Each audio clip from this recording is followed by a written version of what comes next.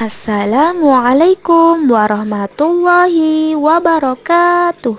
Selamat pagi anak-anak, apa kabarnya hari ini? Semoga semua sehat ya. Sebelum mengawali pembelajaran hari ini, marilah kita membaca basmalah. Bismillahirrahmanirrahim. Pada kesempatan pagi ini, anak-anak akan mengerjakan penilaian harian tentang gagasan pokok, gagasan pendukung, dan ringkasan.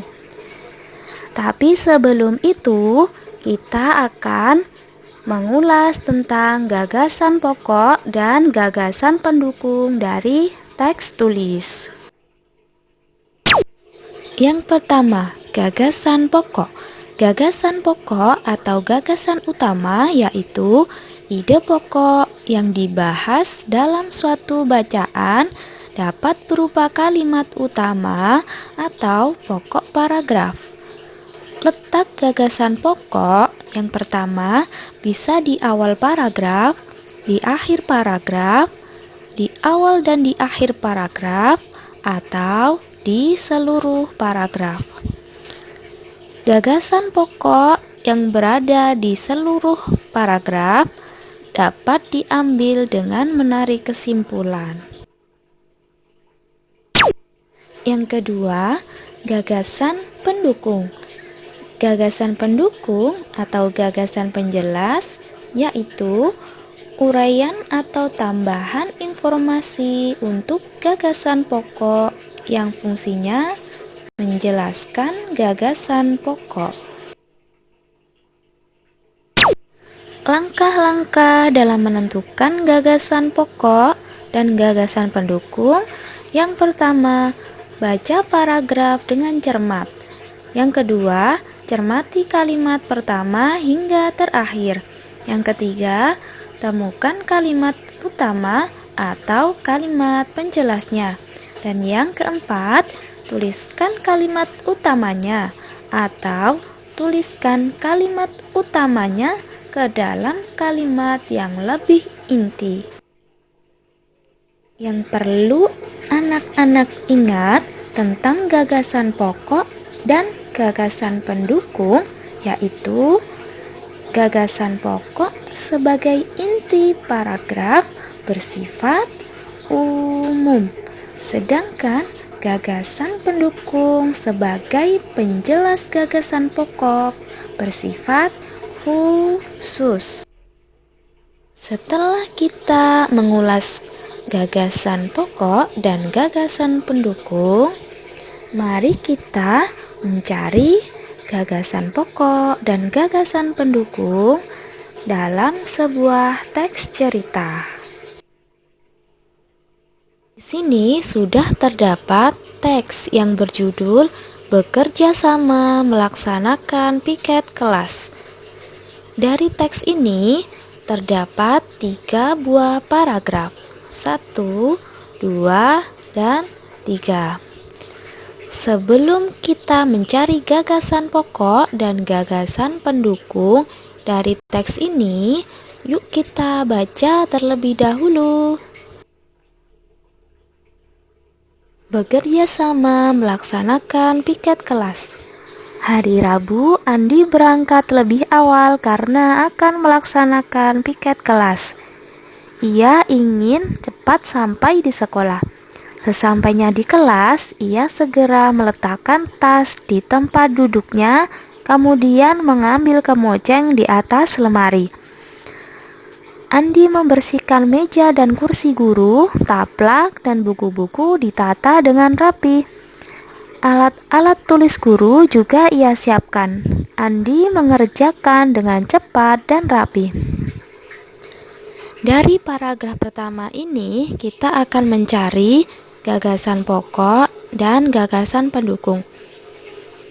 Ingat ya, gagasan pokok bersifat umum, sedangkan gagasan pendukung bersifat khusus. Dari paragraf pertama ini, kita akan cari kalimat yang bersifat umum atau sebagai gagasan pokoknya, yaitu berada di awal paragraf atau kalimat pertama paragraf pertama, yaitu hari Rabu Andi berangkat lebih awal karena akan melaksanakan piket kelas. Selanjutnya terdapat kalimat penjelasnya. Ia ingin cepat sampai di sekolah. Sesampainya di kelas, ia segera meletakkan tas di tempat duduknya, kemudian mengambil kemoceng di atas lemari. Andi membersihkan meja dan kursi guru, taplak dan buku-buku ditata dengan rapi. Alat-alat tulis guru juga ia siapkan. Kemudian di sini terdapat di akhir paragraf ada kalimat Andi mengerjakan dengan cepat dan rapi. Nah, kalimat terakhir dari paragraf pertama ini menandakan sebuah kesimpulan. Jadi dari paragraf pertama ini dapat kita ketahui bahwa kalimat utamanya atau gagasan pokoknya berada di awal paragraf dan di akhir paragraf. Selanjutnya, kalimat yang lain adalah gagasan pendukung.